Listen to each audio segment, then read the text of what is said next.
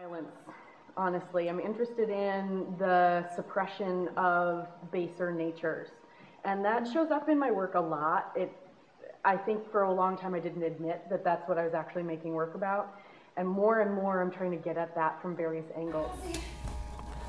A straight-bodied coat, peat, horsehair, a pair of shoes, 3 small pails, 1 shaft, a handkerchief, 1 cap, 1 apron, cloth for a small petticoat.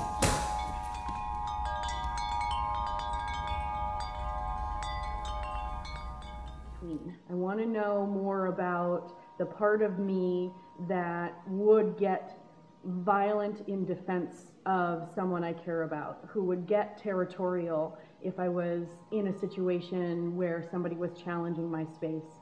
I would definitely have arguments about fence lines if I had acres of land, you know, that.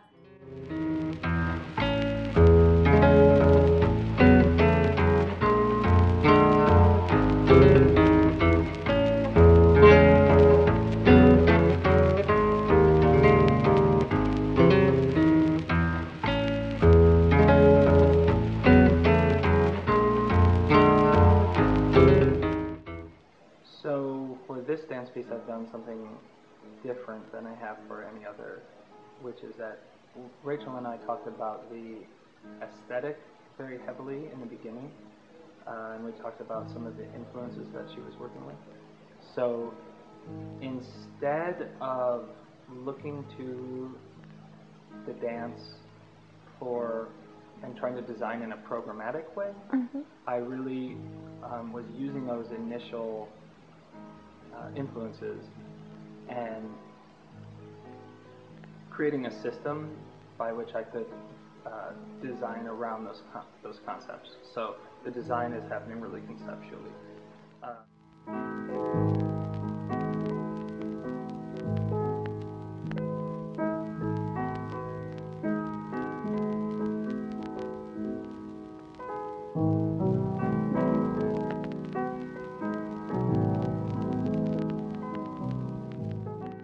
Let's talk about being in a massive landscape where you are the tiniest thing as far as the eye can see.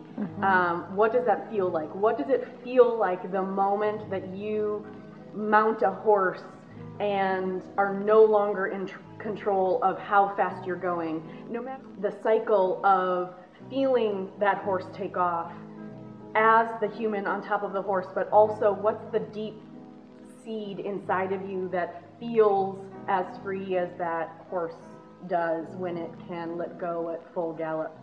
So something I'm working with is not only silhouettes out of paper, but also using textures on the overhead projectors to project onto the performers, which I think really kind of goes hand in hand with some of the aesthetic and some of the visuals that Rachel was working with, and also the themes. So we have, like, you know, human hair on the projector that goes across the performers, and also working with wheat, which is like a theme that she uses.